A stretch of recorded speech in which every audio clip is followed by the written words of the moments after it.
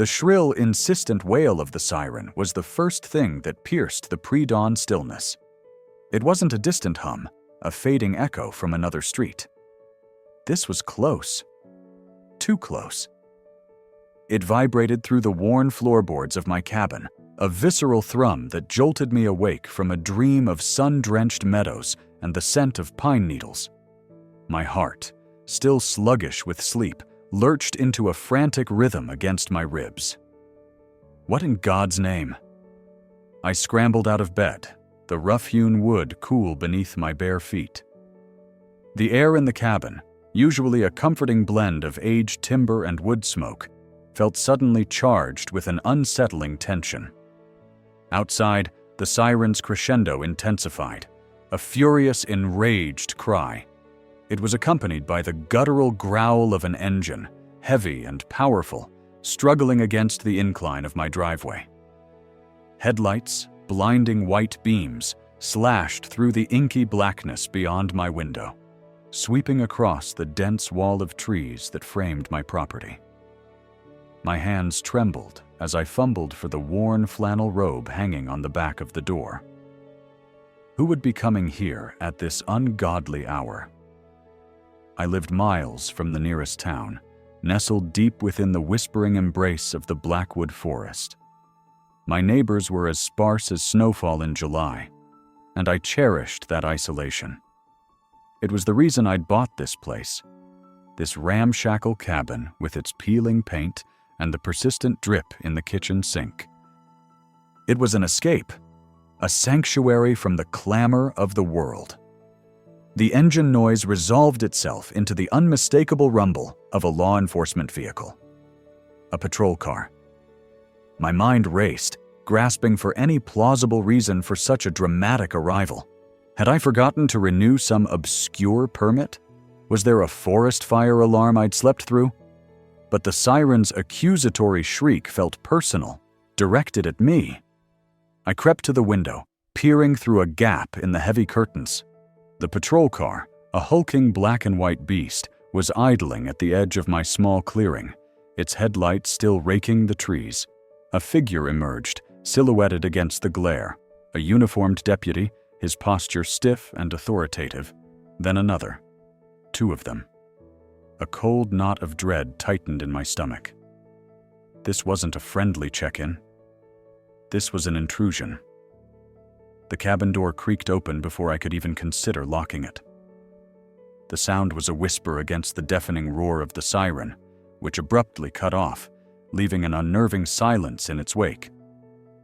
The silence was somehow worse, pregnant with unspoken accusations. "Mr. Elias Thorne?" The voice was deep, resonant, and carried an edge of weary authority. It boomed through the small space, making the antique kerosene lamps on the mantelpiece rattle. I took a deep breath, trying to project a calm I didn't feel. "Yes," I called back, my voice a little thinner than I'd intended. "I'm Elias Thorne." I stepped out from behind the window, into the dim light of the cabin's interior.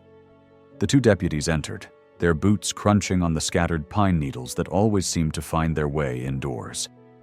The lead deputy, a man with a stern face and a neatly trimmed mustache, scanned the room with a practiced, almost dismissive gaze. His partner, younger and with a perpetually furrowed brow, remained by the door, his hand resting casually but conspicuously on his sidearm. "Sir, we've received a 911 call," the lead deputy stated, his eyes finally settling on me. They were the color of a stormy sky and held no warmth. "The caller claims you are trespassing on her property." Trespassing? My mind reeled. Trespassing? I lived here. This was my home. I'd owned this cabin and the 10 acres surrounding it for 5 years. I knew every gnarled oak, every moss-covered boulder, every winding deer trail on this land.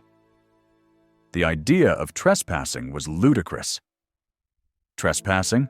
I repeated, the word tasting foreign and absurd on my tongue. "That's impossible. I live here. This is my property." The deputy's lips thinned. "That's not what the caller is reporting, Mr. Thorne. She stated you were on her land, digging. She was quite adamant. Digging? My gaze flickered to the small shovel leaning against the wall near the fireplace, still bearing traces of damp earth. I had been out early this morning, as I often was, tending to the small herb garden I'd painstakingly cultivated behind the cabin. I'd been planting some new lavender cuttings, reveling in the quiet satisfaction of coaxing life from the soil. It was a peaceful, solitary pursuit. I was in my garden, I explained, trying to keep my voice even. Behind my cabin. It's my property. The deputy exchanged a look with his partner, a silent communication that felt like an indictment. "We have a report, Mr. Thorne, and we have a direction from the caller." He pulled a small, official-looking notepad from his pocket, flipping it open with a decisive snap. "She provided us with GPS coordinates, said you were well within her boundaries." GPS coordinates. The phrase hung in the air, heavy with implication. This wasn't some neighborly dispute over a fence line. This was being reduced to data points, to digital precision. "GPS coordinates?" I asked, a flicker of unease igniting within me.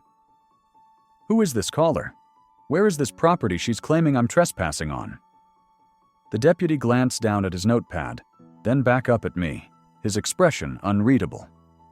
"The caller identified herself as Ms. Agnes Periwinkle, and the property, it's adjacent to yours, Mr. Thorne, to the north." Agnes Periwinkle. The name was like a prickle of frost on my skin. Agnes Periwinkle was the woman who lived in the imposing, Gothic-style Victorian mansion that loomed at the far edge of the Blackwood Forest, a place whispered about in hushed tones by the few locals who dared to speak of it. She was an enigma, a recluse, a woman rumored to be as eccentric as her sprawling estate. I'd only ever seen her once, a fleeting glimpse of a severe, silver-haired figure in a long, dark dress, standing on her porch like a raven perched on a gargoyle. She rarely, if ever, ventured out, and she certainly never spoke to anyone. "Agnes Periwinkle?" I echoed, disbelief coloring my tone. "She called 911? About me?" The deputy nodded curtly. "She was very clear, Mr. Thorne, and she was insistent that you were on her land." He paused, his gaze sharpening.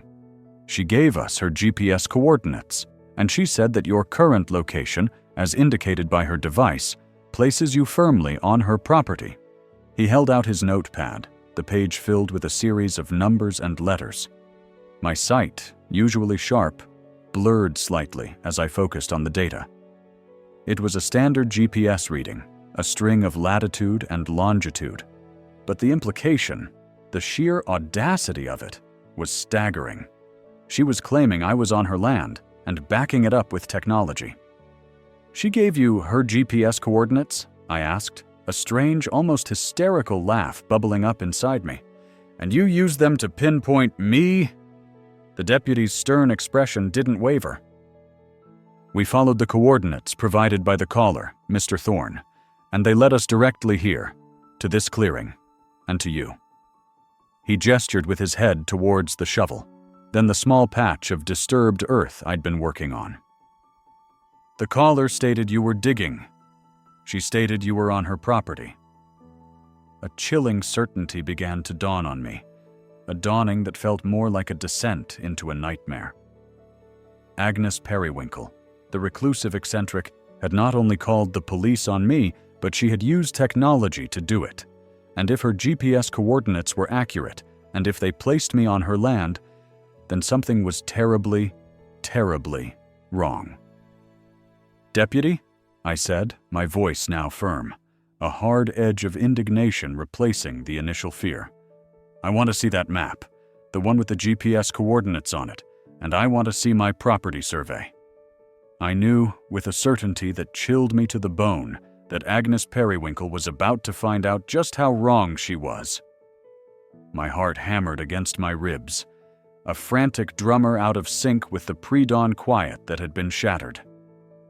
The deputy, his face a stern mask illuminated by the dim glow of the patrol car's interior light, repeated the accusation, his voice a low rumble that did little to soothe my rising panic. Ms. Periwinkle reported you on her property, sir. Actively digging. Digging? I sputtered, the word tasting like ash in my mouth. I looked down at my hands, still faintly dusted with the rich, dark soil from my herb garden. I'd been tending to my chives, their pungent aroma a familiar comfort, a scent that belonged to my land. I was in my garden on my property. The younger deputy, who'd been leaning against the passenger side of the patrol car, shifted his weight. His hand, I noted with a fresh prickle of unease, rested casually on the butt of his sidearm. It was a subtle gesture, an unconscious display of authority, but it amplified the tension that was already thick enough to choke on. The lead deputy held up a hand, a placating gesture that felt anything but. "We understand your confusion, sir," but she provided a precise location, GPS coordinates. He held up a tablet, its screen casting a pale blue light onto his weathered face. "These coordinates placed you directly where we found you, and the activity she described." A cold dread seeped into my bones, a visceral understanding dawning that this wasn't a simple misunderstanding. Agnes Periwinkle, the enigmatic woman who lived in the imposing Victorian mansion that loomed like a shadow at the far edge of the Blackwood Forest, had a reputation for being eccentric. Reclusive was an understatement. She was practically a phantom, rarely seen, her presence only hinted at by the occasional, distant flicker of lights from her estate. But this was something else entirely. "GPS coordinates?" I repeated, my voice tight. "She's claiming I'm trespassing on her land, and she used GPS? What kind of setup does she have over there?" My mind raced, trying to reconcile the image of a reclusive old woman with the sophisticated technology that could pinpoint my exact location in the pre-dawn gloom. The deputy's expression remained impassive. "Ms. Periwinkle is well-equipped, sir. She was very insistent. And the coordinates are accurate." He tapped the screen of the tablet. "This is the location she gave us. Right here." He pointed to a blinking red dot on a digital map. My gaze fixed on the screen, a knot of disbelief tightening in my stomach. It was a map, a topographical rendering of the surrounding woods, dotted with property lines and markers. The blinking red dot was undeniably within the boundaries of my own small clearing, a stone's throw from my cabin. But that wasn't what made my blood run cold. It was the small, almost imperceptible label that appeared when I leaned closer. "Wait a minute," I said, my voice barely a whisper. "What does that say?" I pointed to a faded, almost ghost-like label near the red dot.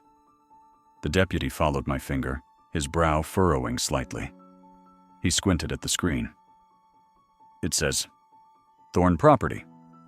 That's your name, isn't it, sir?" A wave of something akin to dizziness washed over me. This was it. The core of the bizarre accusation. "Yes," I managed. "That's my name. And that's my property." "The GPS coordinates she gave you. They pinpointed my house. My land." The lead deputy's stern face flickered with something that might have been surprise, or perhaps just a dawning comprehension. He looked from the tablet to me, then back to the tablet. The younger deputy straightened up, his hand no longer resting on his weapon, but his gaze remained sharp, observant. "That's not possible," the lead deputy said, his voice losing some of its earlier certainty. He began tapping at the tablet, swiping through different layers of the map. "We're using the coordinates she provided. They led us directly here." "Exactly," I said, a surge of indignation finally breaking through my fear and confusion. "They led you to my house, on my land, because that's where they are. The only digging I was doing was in my garden, and my garden is on my property. I have the survey maps. I have them right here." I turned, my movements a little too quick, a little too jerky. My hands trembled as I reached for the worn wooden chest that sat beside my hearth.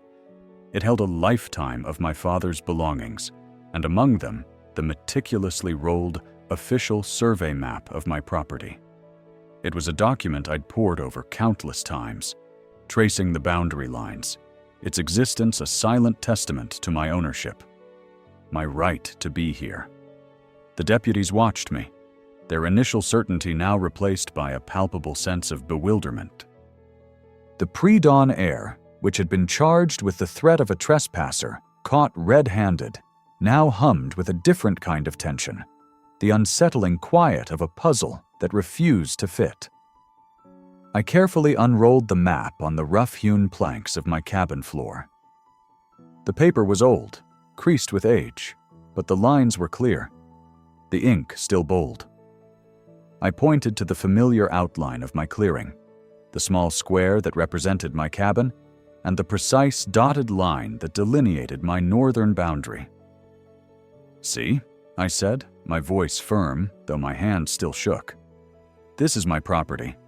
And this," I pointed to a small, almost hidden marker on the map, "is my garden. Right here.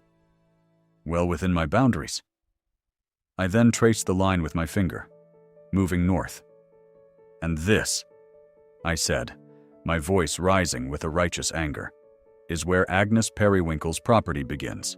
A good 50 yards from my back door. More." The lead deputy knelt, his face close to the map. He ran a gloved finger along the boundary line I'd indicated. The younger deputy moved closer too, his eyes scanning the document with a quiet intensity.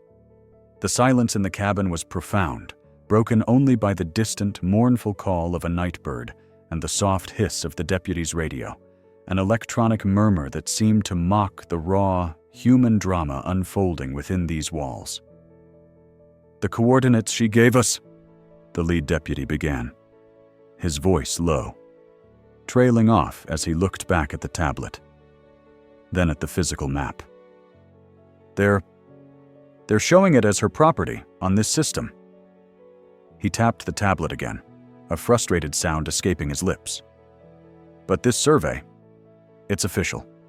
Dated. Signed." "She's lying," I stated, the words cutting through the uncertainty like a sharp blade.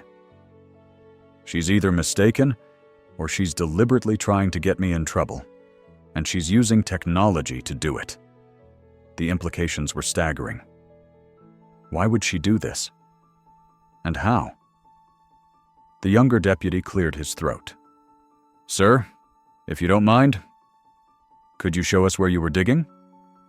I nodded, my resolve hardening. "Of course." I led them out of the cabin, the cool, damp air a welcome relief after the stifling tension inside.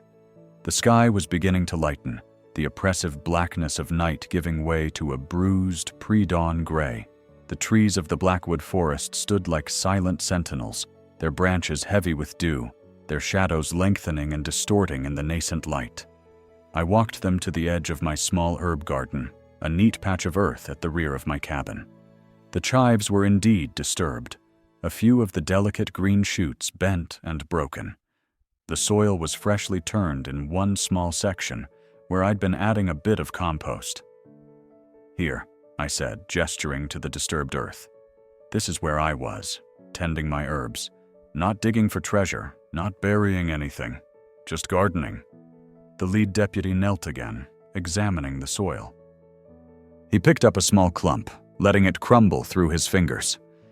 "No signs of any other digging, sir. Just this." He looked up at me, his gaze searching. "And this is well within your property line?"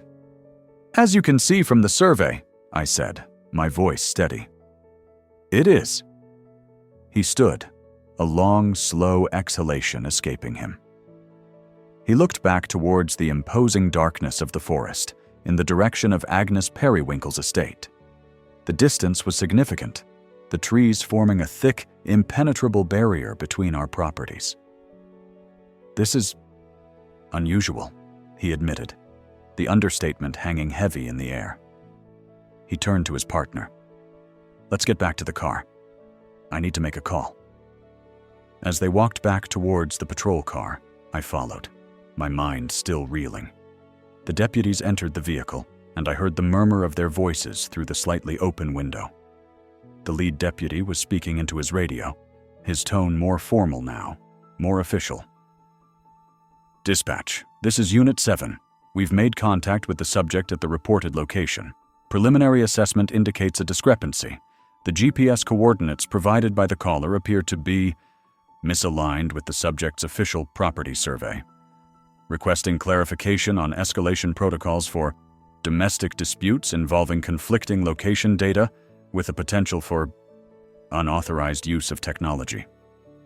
He paused, listening to the response. His face, visible through the window, was grim. "Understood. We'll hold position. Advise Ms. Periwinkle that we are investigating the discrepancy and will be in touch." He ended the transmission, a weary sigh escaping him. He looked out the window, his eyes meeting mine. There was no accusation there anymore, only a profound sense of confusion and a grudging respect. "Mr. Thorne," he said, his voice softer now, more human. "We're going to need a copy of that survey map, and we'll be speaking with Ms. Periwinkle. This isn't adding up." I nodded, a sliver of relief finally beginning to pierce the lingering fear. "I'll provide whatever you need. I want to understand what's happening." The younger deputy, who had been silent for most of the exchange, spoke up. "GPS can be tricky out here, sir. Interference, atmospheric conditions. Sometimes they're not as precise as you'd think. Or someone could be using spoofed data." Spoofed data. The phrase echoed in my mind. It meant the coordinates weren't necessarily wrong, but deliberately manufactured, designed to point to a specific, false location. Agnes Periwinkle wasn't just eccentric, she was calculating.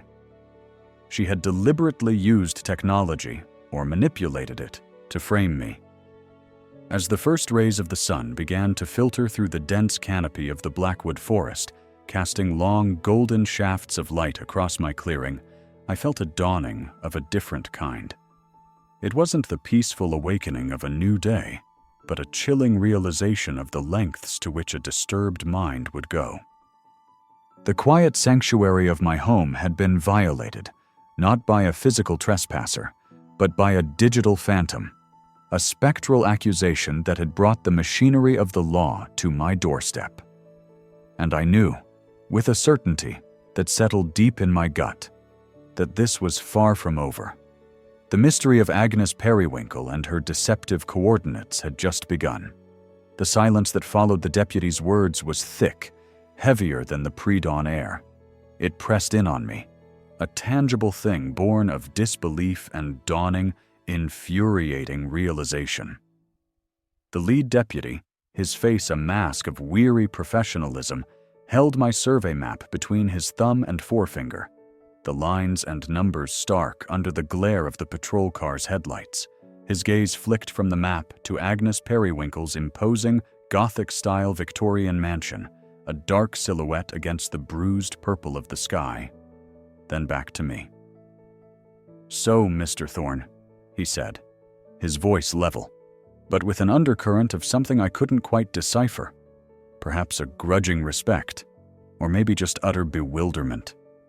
"These coordinates, they're your property line, precisely where you say it is." I held my breath, waiting. The younger deputy, who had remained silent until now, shifted his weight, his hand still resting casually, yet pointedly, on the butt of his sidearm. It was a subtle gesture, but it spoke volumes about the unspoken assumption that even when wrong, the caller was often the one to worry about. "And Ms.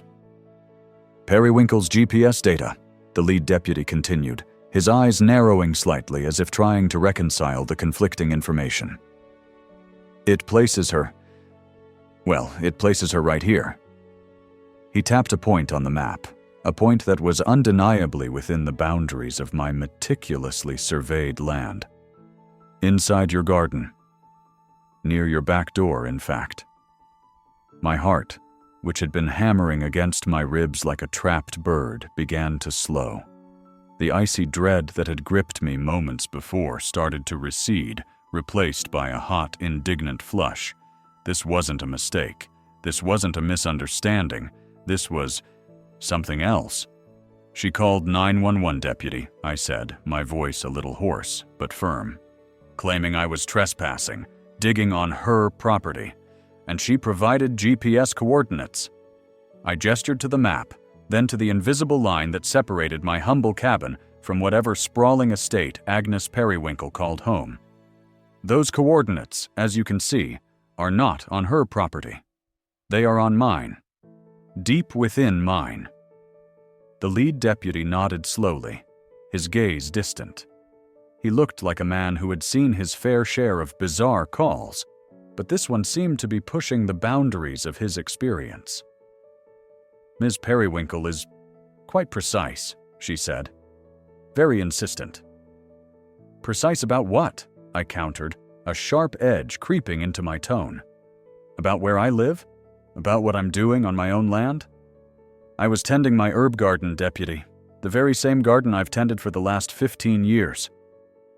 "I wasn't digging on her property, because there is no her property where she claims I was."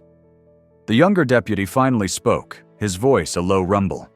"Spoofed data, maybe? Or a glitch?" "A glitch that places the trespasser squarely on the accuser's land, using the accuser's own GPS data?" I scoffed, the sound harsh in the quiet clearing. "That's a remarkably specific kind of glitch, wouldn't you say?" The lead deputy sighed, a sound that seemed to carry the weight of the entire Blackwood forest. He folded the survey map carefully, his movements deliberate. "Ms. Periwinkle has a reputation for being particular." "Particular?"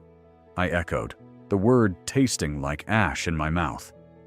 "She's an old woman in a mansion who calls the police on her neighbor for being too close to her property line, only to have her own technology prove she's wrong. That's not particular, deputy. That's something else. Malicious, perhaps." The lead deputy didn't respond directly to that. He looked back towards the dark, imposing shape of Agnes Periwinkle's estate, a place I'd only ever seen as a distant, forbidding presence through the dense trees. The stories about her were as varied as the whispers of the wind through the pines. That she was a recluse, a brilliant but eccentric inventor, a woman who guarded her privacy with an almost fanatical zeal. I'd always kept my distance, respecting her desire for solitude, just as I cherished my own. "She claimed you were digging," the deputy repeated, his brow furrowed. "Was there any digging equipment? Anything that looked out of the ordinary?" "I was using a trowel, deputy," I said, my patience fraying. "For my rosemary. It's the perfect time of year to prune and repot. It's a small herb garden. I don't exactly have a backhoe out there." I gestured vaguely towards the patch of earth near my cabin, where my small collection of herbs thrived. He nodded, his eyes scanning the area. The blinding white beams of the patrol car's headlights cut through the pre-dawn gloom, illuminating the dew-kissed grass, the rough-hewn wood of my cabin, and the neat rows of my herb garden. There was nothing out of place, nothing to suggest any wrongdoing, let alone a territorial dispute. "Ms. Periwinkle was quite adamant about the GPS lock," the deputy mused, more to himself than to me. "Said she'd used it to track unauthorized activity before." My gaze snapped to his. "Unauthorized activity? What kind of unauthorized activity?" He shrugged, a small, almost imperceptible movement. She didn't elaborate, just that she had a system, a way of monitoring her perimeter. A chill, unrelated to the morning air, snaked down my spine. A system. GPS. The coordinates that pinpointed my own property. This wasn't a case of an elderly neighbor overreacting to a perceived intrusion. This felt calculated. "So," I said, my voice low and dangerous, "you're telling me that Ms. Periwinkle, using her advanced monitoring system, believes I was trespassing on her property, and the evidence she provides, the GPS coordinates, places me squarely on my property, digging in my herb garden. The lead deputy met my gaze, his expression unreadable. That's what the data indicates, sir. There's a discrepancy, a significant one. A discrepancy that makes me look like a fool, and her look, I don't even know what, I said, frustration bubbling up. A liar? A meddler? What's her game, deputy? Why would she do this? That's not for us to determine, Mr. Thorne, he said, his tone shifting back to official neutrality. Our job is to investigate the complaint, and right now, the complaint, as relayed through her system, doesn't match the physical evidence. He paused, then added, We'll need to speak with Ms. Periwinkle. See if she can clarify this. Perhaps there was a mistake in how she entered the data, or how her system interpreted it. A mistake that conveniently puts me in the wrong? I asked, my voice laced with skepticism. The younger deputy shifted again, his hand still resting on his weapon. She sounded pretty worked up on the phone, he offered, his voice a quiet observation. Real worked up. I can imagine, I said, my eyes fixed on the dark mansion. If I were trying to frame my neighbor, I'd be worked up too. The lead deputy held up a hand, a silent plea for calm. Mr. Thorne, we're not here to accuse anyone. We're here to get to the bottom of this. Your survey map is clear. Her GPS data, when cross-referenced with your map, is also clear. It points to you, on your land. He paused, his gaze sweeping over my cabin, my garden, the edge of the forest. We'll drive over there now, see if we can get some clarity from Ms. Periwinkle. In the meantime, I'd appreciate it if you would stay put. Don't go anywhere near her property. Near her property? I scoffed. Deputy, I haven't been within 50 yards of her property lines in years, and I certainly wasn't today. I was in my garden. I looked at him, my eyes burning with indignation. You have my survey. You have the GPS data. What more do you need?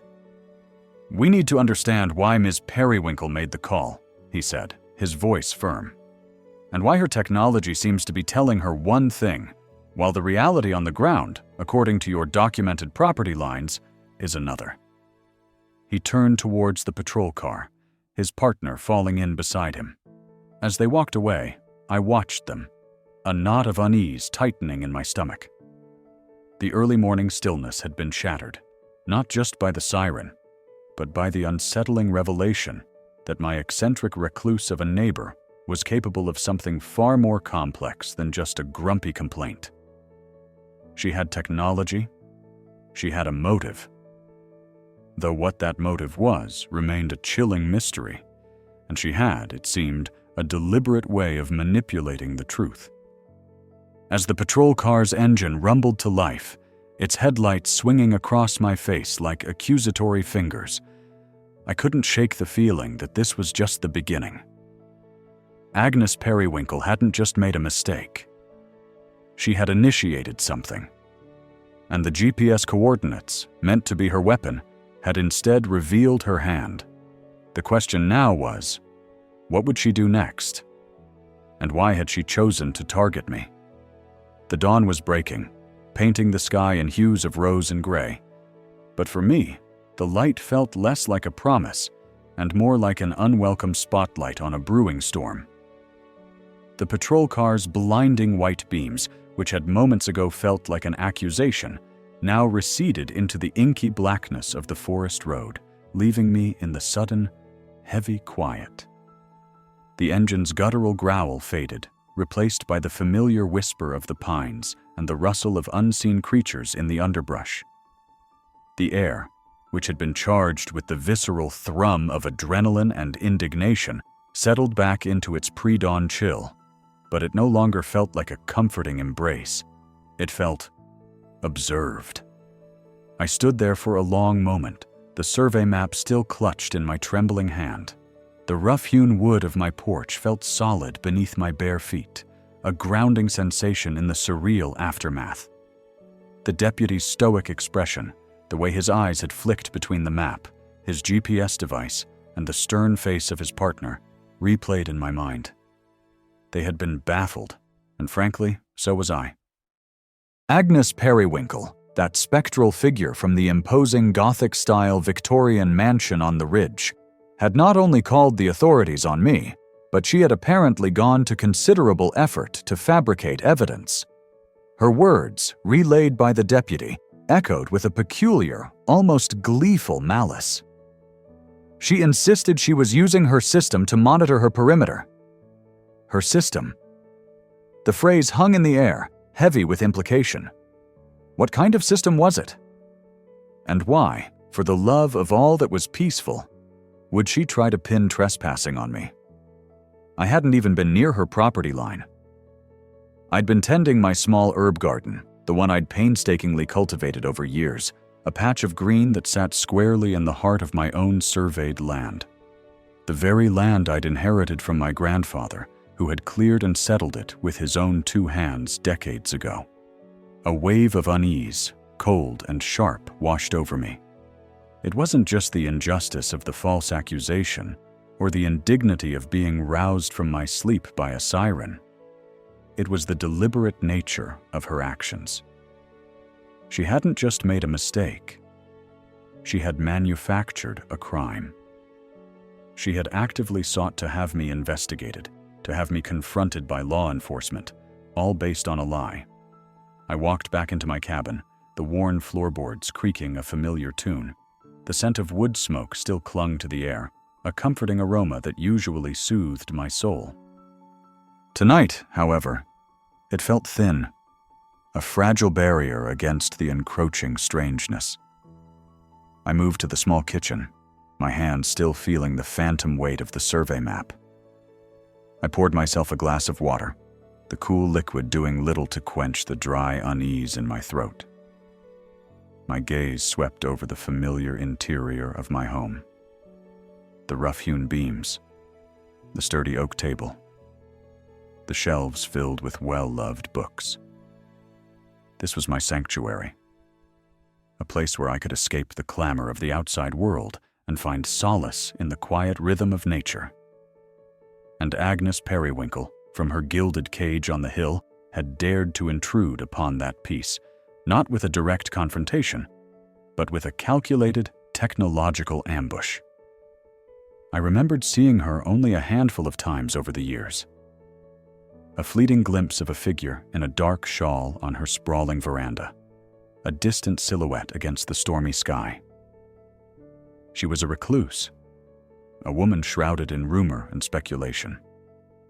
Some said she was a wealthy widow. Others whispered of a troubled past. Her property was vast, a sprawling estate that bordered the Blackwood Forest on one side, and it seemed my own humble acreage on the other. I'd always kept a respectful distance, assuming she preferred her solitude as much as I did. Now, it seemed, her solitude had taken a dark, aggressive turn. What was her motive? Was it a simple neighborhood dispute, a territorial skirmish magnified by technology? Or was there something more?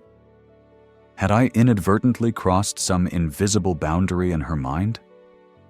I replayed the last few weeks in my head. Had I been too loud? Had my movements somehow disturbed her? I was meticulous about respecting the quiet of the forest, about minimizing my impact.